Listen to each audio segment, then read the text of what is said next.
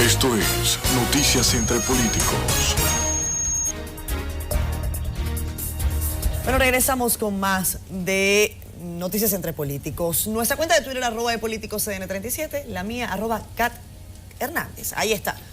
La van a ver en pantalla. Miren, el ministro Peralta hace estas declaraciones consultados sobre la preocupación que manifestaron ayer las universidades, sobre todo el Instituto Tecnológico de Santo Domingo, el INTEC. Y la UAS. Y la UAS también. Y la UAS también, cierto. Él dice que la deuda es manejable. Cuando uno escucha que la deuda alcanza el 50 y pico % del gasto corriente. Tiene el 54% de la deuda contabilizada. Hoy la República Dominicana paga el 54%, de sus ingresos. Eso definitivamente enciende algunas alarmas, o muchas alarmas. Es un tema que tiene mucho tiempo. La República Dominicana ha tenido, sí, años de crecimiento económico. Yo decía ayer, y el Pidio me decía, no, decía, el Pidio, algo tan sencillo como lo siguiente. Si usted este año creció 7% o 6.5%, y al año siguiente usted crece 4.5%, usted tiene un decrecimiento, aunque haya crecimiento. Está creciendo menos que el año anterior, pero eso está clarísimo. Catherine, es que aquí en la República Dominicana, para ilustrarte en área, sí, los parámetros que se toman, perdón, los parámetros que se toman para medir el crecimiento. Tranquilo, vamos a buscar un poquito de agua, Berticos. Y yo... Sí, adelante, Guadalupe, adelante. Dale, Guadalupe. Bueno, ¿qué pasa?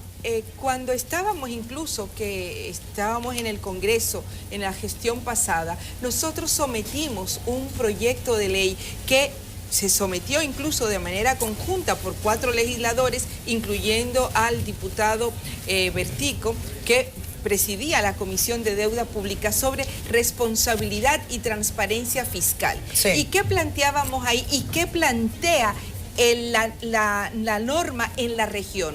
Que el máximo de la deuda que debe contraer un país es de un 40%. Ese es el dato. Y eso era ese es el tope. Ese es el tope para que sea manejable. Entonces, no es que si el ministro Peralta dice que es manejable por esas, que además en la declaración que él no se refiere al tema de la deuda. Dice cómo el gobierno encontró el país, cómo va a terminar el crecimiento de la economía. Hay que referirse al manejo de la deuda, a lo que es la deuda externa, al dinero que estamos tomando a nivel internacional con organismos internacionales para pagar la propia deuda. Mira, que es lo que dice Bertico, que está en un 54%. Hay un 14% por encima de la media que debe ser en un país que tenga sus finanzas y su economía saneada. Mira, para medirlo y hablando cuando Catherine hacía la introducción, del crecimiento que ha tenido la economía en la República Dominicana, el crecimiento de los renglones que producen riqueza en la República Dominicana no son propiamente los que están teniendo el nivel de crecimiento que habla el gobierno. La mayoría de los sectores que crece la economía experimenta riqueza, pero no hacia la República Dominicana. Por ejemplo, en el caso del sector minero. El sector minero, ¿hacia dónde se van los ingresos? Los aportes que se producen al Estado. No son significativos con relación a la productividad local. Es decir, todo eso va a un esquema de exportación, porque son mineras internacionales. Pero el tema de las telefónicas. Sí.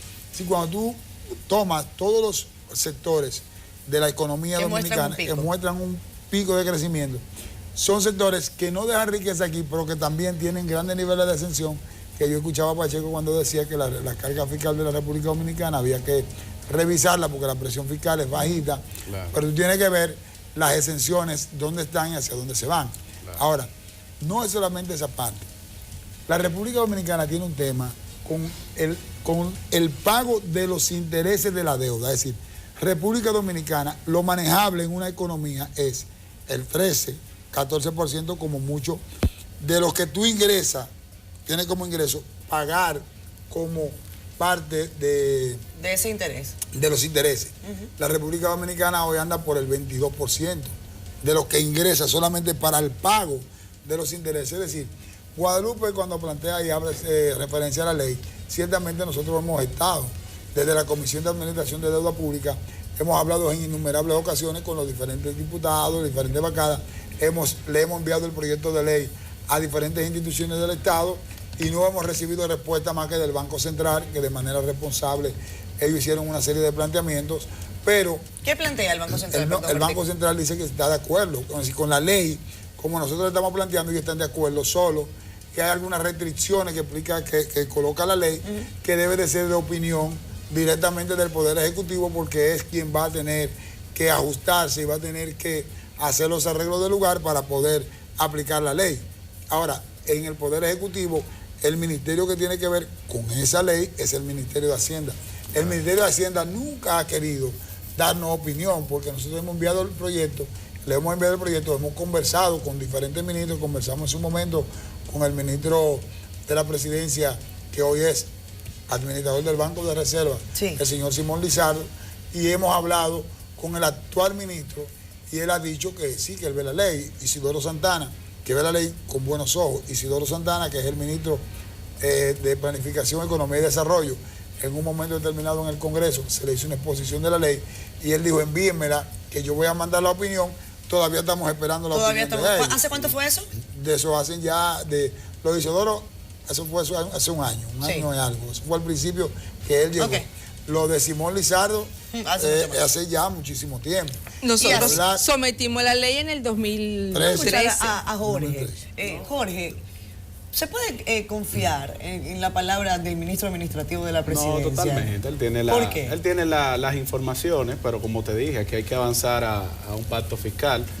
Por ejemplo, ahora que el día 31 se vence el plazo de los marbetes, no puede ser que el que tenga un vehículo de lujo tenga que pagar lo mismo de impuestos que el que tiene un vehículo sencillo, familiar.